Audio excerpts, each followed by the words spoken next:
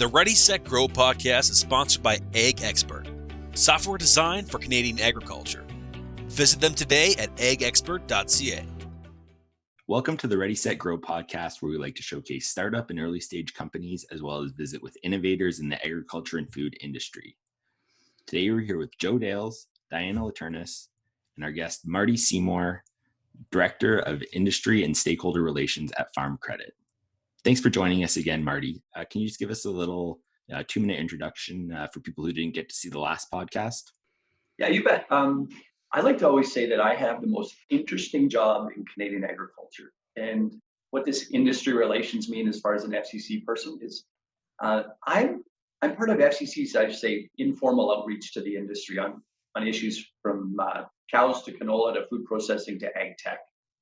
But prior to that, I actually had 10 years of business development in the pharmaceutical industry. And so I'm excited about our conversation today about how are we going to grow our businesses in the time of COVID and what are some best practices. So I've spent 20 years in the agriculture industry and I've seen highs and lows of many kinds, but this COVID environment is super interesting to me. So I'm actually looking forward to today's chat. Yeah, I think today we're going to talk about something that's impacted everybody's business, which is COVID. You know, we've gone a year without being able to see people. We've been working from home, which is doubly impactful on farmers because they're out there on their own farms, usually in rural communities, and they have to force collisions, go into town, do things, and that's all been really discouraged this year. So it's impacting on our businesses. It's impacting on our mental health. I think we want to chat a little bit about what you guys have been doing, what's working for others. What tips can we give people on, how can they gather the information, gather the camaraderie and companionship that, we typically did at virtual or at real events, doing virtually. So Marty, any tips on, how can we kind of get out of this funk, have some fun, meet some people, do some things that we're getting sick of, being at home by ourselves. Yeah, if I think through that lens in terms of my farming family and friends on this one is what COVID did, or what I saw it happen, was just this accelerated engagement of using platforms like this, like whether it's Zoom or Teams or pick a thing. And so all of a sudden, a bunch of us figuring out that we could actually schedule a beer next Friday at 4 with our friends or family and connect that way. We saw that happen through Christmas. Markets like yours in Ontario, where you're asked to stay home alone, as people finding these creative ways to use the digital technology. I think that's an important one. I'm seeing other people that use social media as their outlet. I can't say that all that's been outstandingly positive, though. It's, if you look at sort of how Twitter's evolved in the last year, it just feels a little bit more curt and sharp. And so for me, kind of picking my platform a little bit based on my mood of the day. But I don't know if I felt totally isolated or alone, because all of a sudden people around me have embraced the technology too. So it's kind of set the stage for this. But I haven't met anyone in the last 3 to 4 months as we got into this coldness of winter that isn't excited to get to town for a bite to eat, a conference or an event where they can just have these organic collisions with people, because we are missing that. That's not an agriculture only thing. That is, people in general are looking forward to those. What are you thinking, Di? Oh yeah, well, I love these podcasts because we get to talk to people each week, and then just the different meetings that we have and connecting with people virtually. The one thing that's kind of cool is we had a brainstorm session, and normally we would all be around the table and you'd only see the people on the other side. But in this brainstorm session, we were able to see everybody. So there are some advantages to actually, the virtual environment. But I'm missing that face-to-face, go to a conference, go to a trade show type of thing as well. But, Joe, one of the past podcasts, you talked about being in 3 places at the same time. You can be in Ontario, Quebec, and Atlantic all in the same day, talking to different people. So, it's kind of like the pros and cons. But, you don't get the face-to-face, and I kind of miss that.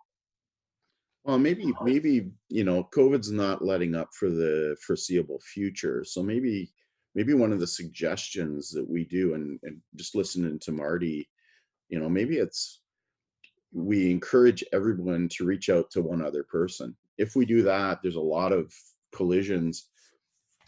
We can go old tech, pick up the phone and call one of your friends that you haven't heard from 6 or 9 months, how are you, what's going on.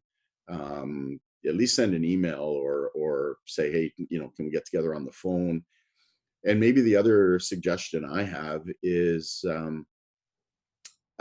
force yourself to use a tool that you're not comfortable with. um, and everything works from the smartphone now, so your smartphone becomes quite a great enabler. So if you're not used to using Zoom or FaceTime or some of these tools, that maybe you try it. Force yourself out of your comfort zone, which will engage you with other folks. And I think those are a couple suggestions I have.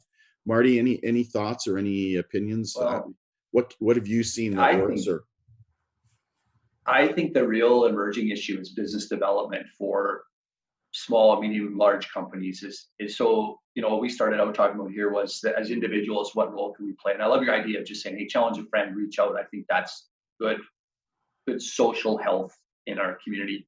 I wonder about this emerging thing about how do I grow my business? I got a few sales in the can, or even I have an idea. It's like, holy moly, now I don't know the best practices or where to go. So I have lots of thoughts on what I've seen that doesn't inspire me. And I've come to realize that there's some good practices. And, Joe, I think your comment about being exponentially more available, the idea you could be in a BC in the morning in a meeting, and Saskatchewan and Ontario same day, that's super cool to me. But I have this spider sense that big ticket items, complex products require that belly to belly selling of the old school days. I go back to my pharmaceutical days where it was relationship based selling. And so I'm seeing this evolution of how do we do business in the modern era. And I'm interested in your thoughts too. If you look at what's working and what's not, like, I don't know, Joe, what do you think? so I'm a I love going to farm shows and trade shows, and visiting with people. Um, and what I like about that is maybe I don't need to be that organized, because I know I'm going to bump into Diana and Marty, because I know you're going to be at the FCC booth. So we're in a situation where that's been taken away from us. So that would be ideal, and I love doing that. But it hasn't been all or nothing. Um, I've made more contacts. I've had more engagement this past year than any other year in my career, mostly because I set an objective for myself to use my time very productively and wisely. And so you're able to schedule half hour long engagements, and because everybody else is mostly close to home, they're happy to hear you. And so visited one of my farmer friends a couple of weeks ago in Saskatchewan, and he's been working. He's been working and living on Zoom, he told me. And he goes, yeah, I don't mind because it's so cold outside, and the boys had to ship some grain, but I had meetings, so I'm in the office nice and warm. And that told me that we are conducting business, even though belly to belly typically works. And he's kind of one of those innovative farmers. I'm not gonna out him, but he buys a lot of stuff virtually, and he sells a lot of grain and things virtually and with his phone. So he's adapted to this. So I'm encouraging people to use these other tools, push past that, because maybe they'll find productivity gains. And I really think when the dust all settles here, it's expensive to put a person down a laneway to do business. And I know that's the traditional sense, but you can do several Zoom calls in a day, for that same expense, and then just divide it by the number of calls, maybe it's not totally effective. But if the relationship's already established and all you need is a little bit of information flow and a bit of social, we can accomplish the same things. And I think those productivity gains will drop to the bottom line, in the businesses. So yeah, great to have a beer with you face to face. Let's learn some of these tools that will give us, the productivity gains and improve our bottom lines and still, drive the results we're looking for. My thoughts. You raise a good point. It's something I think about a lot is you have one of the most robust networks in the industry. My network has certainly grown exponentially over the last 10 years. Like, I think that if I was to just think about it in terms of, sure, it's easy for Joe and Marty to say, I'm going to phone the relationship I had started 3 or 5 years ago. I've been really fussed lately on how do I give good advice for an emerging person in their career. I'm 27 or I'm 35 and I haven't had the luxury of building those networks. Diana, do you have some thoughts on how does that early stage person break that networking bubble? Mhm. Well, there's a lot of people that are actually, I want to say on this podcast, because you look at Kim McConnell, he's put even his phone number on there. Like there's people that you can reach out to, and people like Joe and like yourself, Marty, that are all connected in the industry. Yeah. And so reach out, because usually if you're not in that industry, somebody who is, or somebody who can help. And I think that just being that connector for people. There's a lot of people in the industry that are willing to help others. It's just reaching out and seeing, what they have to give. And also, what problem are the entrepreneurs solving for you? And that's the other part of the equation is when they talk about their product or, that kind of thing, what problem are they solving? And so maybe those are conversations that you can have with people outside the industry or even in the same type of industry you are, and they have ideas. So I think the big thing here is just reach out to people that are heavily connected. You see them on Twitter, you see them on social media. Well, tell them about Abby Taylor, that story. Yeah, I mean, she just reached out to a farm. She wanted to learn more about regenerative ag. And she just reached out to a farm that does regenerative ag and say, are you looking for somebody to, work on the farm? Because I'm interested in learning about that type of practice. And they said, absolutely. When can you be here? So I think that's, our industry is very connected and it's super cool to see. And so I think the big thing is just taking that step, just reach out to somebody. And if they don't know the answer to your question or that kind of thing, they know somebody who does. And that's what I've found in my travels on emerging partnerships, reaching out to somebody and then they connect me with somebody else. Maybe to build off that, Diana, I was thinking about this in a practical sense about, let's just say I'm a mid-sized food processor and I'm bagging a snack food and it comes in a little package. Now I want to go out and sell the snack food. Well, sometimes I'm missing the obvious is that the person doing the custom bagging for me or in my supply chain, they have a network. I'm already doing business with them. If I were to just ask them who else would have an interest in what I do, you can lean on the network you already have. And so sometimes I think we get so focused on I got to go find the net new customer in a town I've never heard of before, when maybe you need to look closer to home to figure out your networking. The other thing that I've done super well from a networking standpoint that I didn't know it at the time, but it's how I use social media to stay top of mind for people. And there's the selfishness of social media where you're posting your product or your idea or your person to brag or to sell your story. I think people are smarter than that today. I think most people listening are like, I get it. You're doing some sort of product placement thing. I can see through that too easy. I think finding your authentic self on your social media where you're interesting and people want to get to know you. And last week, I had a chance to meet Chris Hadfield and we were talking, at this FCC Forum event and got to meet him off screen a little bit and just what an impressive gentleman that he is. And we're talking about, if you want to watch not available to everybody to watch now, so sorry for the spoiler alert. So I'll give it away. He said, to be an astronaut, everybody is smart, competent, and has the skill sets, but you also need to be interesting. If you're going to go into space and live with others on a space station for 3 months, you kind of got to be an interesting fellow. And so when I think about social media, is if you're trying to build your company brand, is be interesting. And so if all you are doing is talking about your features and benefits all the time, our audiences see through that. And I think it's a passive way to sell or do business development, but it makes you more engaging. And I tell you, if I do a post, I'm famous for my dad humor and just kind of in regular stuff in my life. And it's pretty rare that somebody doesn't flip me a note within a day that I've made a comment, because it just put me top of mind without selling. And it's an effective way to do it. And honestly, I do it from a pure place of I actually get a kick out of it. It's fun. Yeah, selling is kind of a two-way. I see it as a two-way transaction. So for me, I always focus first on, Diana or the person that I want to go and work with.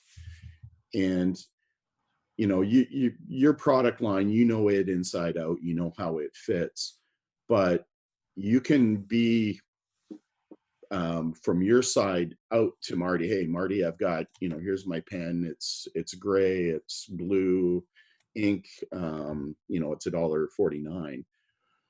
But what I found is most effective, and it takes a little bit more time, but it's kind of playing, as Simon Sinek says, that infinite game, that longer game, is just get to know your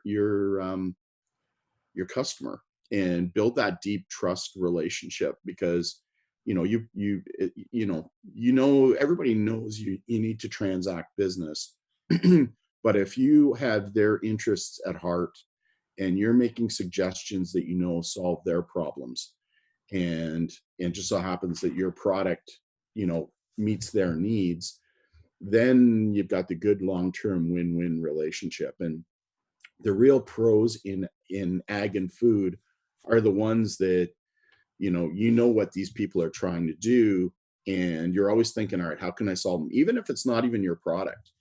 Because sometimes you can go, hey, Di's got a piece of the puzzle here for you, and really focusing on the other person first, getting to know them as a person, getting to know their farm.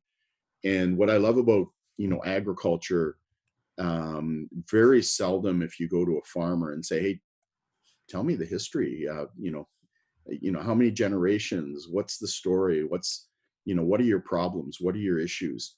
And all of a sudden, the opportunity is there for you to help them, versus, yeah, I've got, feed or seed or crop protection products here that, I'd love you to sell. Here's my canola seed. It's, you need to do both that, but the person's planting X number of acres of canola. Once that relationship's there, chances are he'll go, well, tell me about your seed. So, I think that's an approach that I like to take. And for me, it's all about helping. My career, what gets me up in the morning is helping bring innovation to farmers. I know they need it because it's a tough business. And every day that I can bring them an idea or a thought or a relationship or knowledge, I know that builds brand, builds trust. So that's what I try to do in my social media is here's Kim McConnell. We had a good chat with him, and now he brought entertainment as well as some really great tips. So some of my thoughts, anyways, and what makes me tick. Yeah, I have it goes all the way back to my early days in pharmaceuticals, started in my early 20s. And corporately, a group I worked for had a really good culture about solutions that matter. And if you think about a big pharma company, you really have a widget that you sell. In our case, these were animal antibiotics. And so you have a cough, here's the needle that helps you with your cough. Like, you're kind of a narrow scope. So the company had the wisdom to say, let's focus on our customers' issues first. And I think about the salesman that shows up that wants to sell your pen, Joe, and he's going to tell me all the features and benefits. to me, that reeks of desperation. I call that the cologne of sales. Is there's a smell that comes with somebody that just, and sometimes it's real, is you gotta make payroll and I gotta get a deal done. But if I look at the most successful people that I see in agribusiness, is they tend to be solution centric and interested in their customers first. So you got to be patient. And in the sales process, for me, is a thing called earning the right to advance. And it's how we run our own personal lives. Is each question that I ask of my customer is progressively more, I'll say, intrusive. So the first one is, hey, how are you doing today, Joe? And Joe says he's doing fine. And then, to where are you from? And he tells me where he's from. And then pretty soon we start talking about his business. And then he starts to pull me in. And each progressive question is just me being curious without trying to sell the pen. Even though in the back of my mind, I still have an agenda here, is that I have a product that I think solves a problem. But if I jump to the my product solves your problem and you haven't come along with me, the process dies.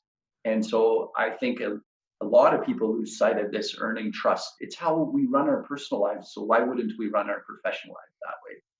And there's a gentleman named Pansero that had 5 tips to helping sell something to someone. And if you approach the sales process with his 5, and honestly, I can only remember 3 because I think good marketing always has 3. But the 3 that stuck with me is anything that you have that would improve my competitive advantage is good. Anything you have that would lower my costs is good. But the one that I think really works is anything you have that would make my work or life easier. And I think about an innovator, I think about anybody showing up as, if your product or solution makes my life easier, you have my full attention. It doesn't even necessarily have to be the cheapest, it doesn't have to be the smartest, but if you're solving a real problem for me, which you had said earlier, Diana, is what's the problem the customer has? The only way I can find out what their problem is if I approach the interaction with curiosity of what's keeping them up at night. And those are nuances, I think, that are best practices that are timeless, regardless of COVID not being able to travel. It's relationship management. Yeah, and Marty, we've had a chance to discuss over time, just, what are some of your tips that you would recommend in terms of adding value to that customer relationship? So you maybe send a book, you send a follow-up email, whatever that looks like.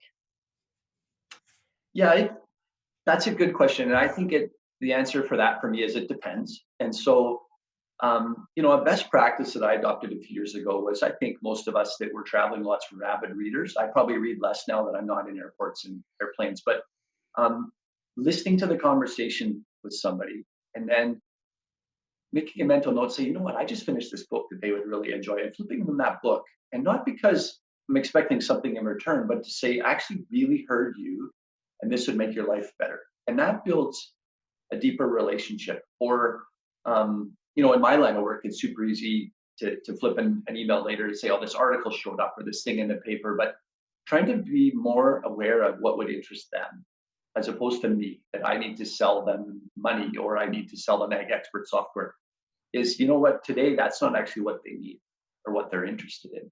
And if you do the relationship management stuff right, the actual closing of the sale becomes a natural process for both of you. That in most cases, and Joe, I'm sure you've seen this, is you get to where you've listened to them and you're talking, pretty soon, like, oh my God, Joe, you actually could help me with this. Can I buy your thing? And you haven't even had to ask for the sale. Yeah, I think, you care, right? I like most of the people that I work with, and, I want them to be successful. So, anything you can do, whether it's an idea or a contact or, just sometimes it's just listening too, right? Marty, how are you? When somebody will, they need a shoulder to cry on, maybe they're having a tough go in their lives or their business. So, you try to be available, you try to be helpful, and look at that long-term relationship. It's for me, what makes me happy is, we've had some customers that, we've had for 20 and 30 years, and they're our friends, and, you've helped them grow their business and help them be successful. And we've sold them some stuff along the way too, right? So those are some of the things that, I think those are your values and your principles. And, there's a couple of books that have helped me, like Stephen Covey's 7 Habits of Highly Effective People. It's an oldie, but it still really works, and it helps you, bring discipline to your life and understand why you do some of the things that you do. And so, I think your point on, finding books to improve yourself, and that's usually my biggest recommendation to young people as they enter the career is, read the books, do the work, build yourself, because then you can become more valuable to, other customers, because you've got a great network, great skill set, and lots of experience. So, this piece we're talking about is I already know you. We've started the relationship. I think the real challenge for all of us is how do I find new customers? How do I find new people? So we talked earlier about leaning on the network you have. It's your bagger, and they can reference to someone else. But I think about some other best practices, kind of to your point, Diana, is the webinar thing is popular, and there's some that are good and some that aren't. In terms of my next comment is, if you can find your way into smaller room webinars, I'll just say 100 people, they tend to have open chat lines, and they tend to have you can comment in the sidebar. If you get into the 1,000 rooms, they tend to scrub that because they can't manage that. Is ask a question that's relevant or smart. Put your name and where you're from in the chat line. Don't say that I'm Marty from FCC and I lend money and here's my contact info. Like, it's, once again, it's about not having the desperation smell about your approach. But at a conference room, if you really want to get noticed, is you walk up to the microphone and ask a question. You just say, hey, I'm Marty from FCC and I'm interested. You said this and I'm interested in your thoughts. You could do the same on a webinar. You can do the same on some of these digital places. And it's just a nice way to start to be seen. Pay attention to who's in the Rolodex, who attended. You can find them later on any LinkedIn platform. Most business professionals are anchored there. And you can start the process that way, because I get it. It's hard to find a new customer in a new town if you don't know where to look. But think about that as maybe another option for how to shake loose people. I think I do a lot of work on angel investing and listening to pitch competitions. I think if you've got a company that's kind of emerging, do that. Throw your name in the hat and get yourself in one of these little competitions and start to create some profile.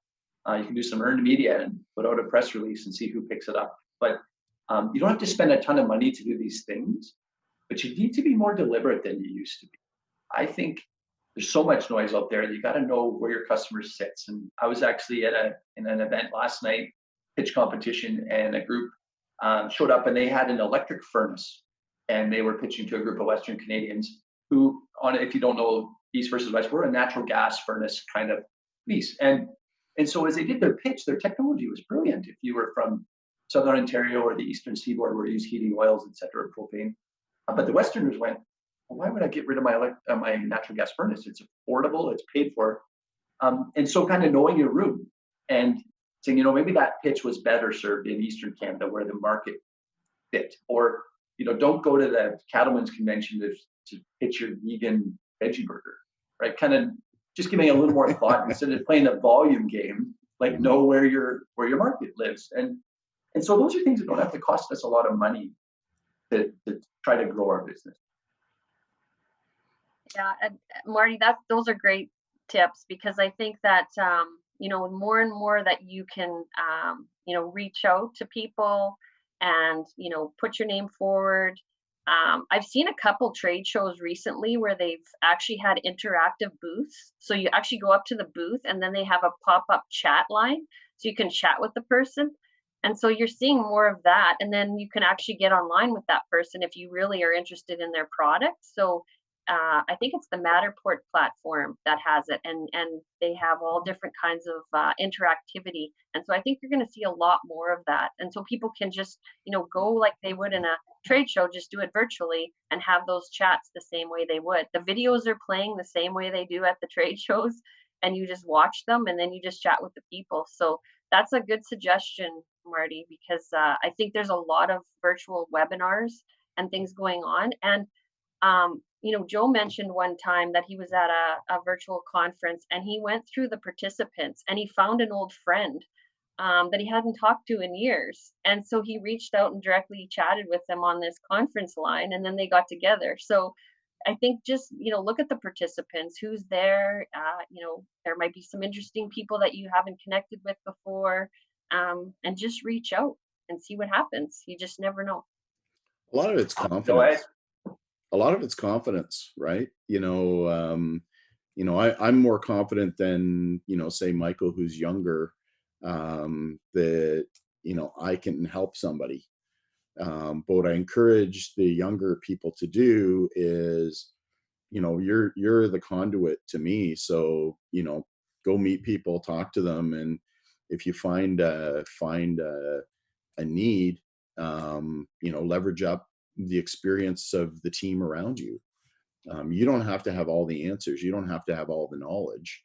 But if you know where, think of the library is, and you know where the right book is, that you can help these people, you can help them, probably as much or more than I can. So that's where, if you're a young person, you don't have to have all the answers. You don't have to have all the knowledge, but, build your support system around you so that, you can say, hey, I don't know much about this, but I know Marty's an expert in animal health. Can I connect you with Marty? He might be able to help you with, your herd health problems. Thank you very much. Thinking about one other best practice is kind of intriguing. It sort of caught on a year ago and then it kind of fell off. But I'm not a big fan of blasting content, and I know that corporately there's two approaches, and I think it's fine depending on your product categories. Fill my inbox, push into my LinkedIn. There's a place for that. For me personally, I just have never represented brands that was the most effective practice. What intrigues me a lot is when somebody reaches out using, instead of an email, using video. So if we have the technology, all of us are doing it now, is to record myself saying, I'm Joe Dales, and I have this thing that I think is quite interesting. And if I could have 2 minutes of your time, and here's my pitch, because it's different. It's not an email. I get them That's all the time. Idea. But I get them from New York. When I was a kid, my mom used to get a fax, and the fax would come, and it was spamming through the fax. And then we've kind of matured, and then we spam through email. And I work for companies that do it, and so there's a place. But if you're really trying to stand out from the crowd, why wouldn't you just record a video and humanize the whole experience? So I'm more likely to buy from people that I like, people I know. So if Joe sent me a video, I have to watch it. Mm-hmm. And so you don't have to spend a lot of money to find ways to be seen. And that, I think, is the point of our conversation. Yeah, I think being creative and innovative, you can't go wrong, right? It's never been easier with the number of apps. And the other thing that, to your point, is, I try to spend time, fish where the fish are, right? So I'm not a TikTok person. I'm a Twitter person, because I know the farmer and agribusinesses are on Twitter. And if I want agribusiness, they're usually on things like LinkedIn. I don't spend much time on Instagram. I know there's a lot of young farmers there, but not the older ones. So I think it's just, finding your audience and focusing, because you can get distracted on, so many different things. And you do need to, have a bit of a laser focus on what it is you're trying to accomplish. Yeah, our media team at FCC had a great metaphor around fishing with a fishing line with bait. That bait catches a certain type of fish, or fishing with a net. And there's a place for both. And so I think, if I can hear anything, is just thinking about, is your product the net? Is that what you need to do, and cast this massive net and hope you get some pings? Or do you need to be delivered and go into rooms where your bait is very targeted to the fish you're trying to catch? And there's a place for both. I think people get in trouble is not knowing which fish they're trying to catch. One other topic, and I'm going to be a little bit controversial here. I have a really good friend. He's a farmer. He has a decent sized operation. And, I'll ask him, hey, are you on LinkedIn, or are you using Twitter? Do you have a website for your farm? And he's like, no, don't want that. And I kind of pushed back on him. I said, all right, you're right now, you're selling commodities. that's fine, but there will be a day when you want to value add, when you want to add services. And I said, it's hard to go from zero to, being a world-class digital marketing organization without, experimenting along the way. So I keep pushing him to, pop up a little, even if it's just a one-page, cheap website that says, Joe's Farm, and, start that whole process going forward, because I do think marketing is important. You're eventually going to need to value add to your business. The top farmers, a lot of them, do have websites now, and they do, add value with maybe it's selling seed or grain, or have direct to home, direct to farm sales. So I do encourage farmers to experiment and try things. You can always take them down if all you're getting is spam, but I think it's important that they all do a little bit more, marketing versus just accepting, dropping the grain down the pit at the elevator and accepting the price that's there. I'm a value added intellectual property guy, and so I think it's important that they spend time building brand around their own farming operation. I don't know. I'd like your thought on that, Marty. Yeah, where my brain ran to is some of the most successful farms spend some time on developing a mission and a vision. And I wonder in agriculture, if you're, I'm a cows and canola guy from out west, and I think our mission and vision was just to pay the bills to get through another season to plant crop. But ironically, we grew the balance sheet of our farm through the process. It was a byproduct. But as I do the FCC Knowledge podcast and meet some people in transition planning, it becomes really clear that if you have an idea where you're going as a farm and said, I have an ambition to get to 20,000 acres and I need to acquire land, I think a website's pretty important. As far as that's your vision, then you need to have some sort of brand presence in your community so that people know who they're supporting or not. And so to me, I would come back to, if you're not clear on that, spend some time at the family table and work through what's our vision and mission here, because the best outcome is all of the family starts to actually see the same outcome. Is if we want to be a community leader, or we want to be a differentiated product on our farm, if those are your things, you start to build your social media plan around it. You can build your website plan around that. And you don't have to, it's not building rocket ships here. It's just the simplest things, but the clarity will absolutely help your business. Good point. Yeah, and that's where I think a mentor, could come in handy to kind of guide you a little bit, because, new entrepreneurs, there's so many things to think about in terms of building a good business plan, with your objectives, your goals, your mission, all your marketing, product packaging, all that kind of stuff. And so just having a mentor, reaching out, or even having an advisory board of a few people, and being able to reach out with different questions at different times for those people that need the extra experience, or knowledge. I think there's lots of people in the ecosystem that would mentor. So, yeah, good points on that, both of you guys. Yeah. When I was CEO of Agribition, I realized I had this board and I was accountable to the board. I'm like, well, why wouldn't I do that in my personal life?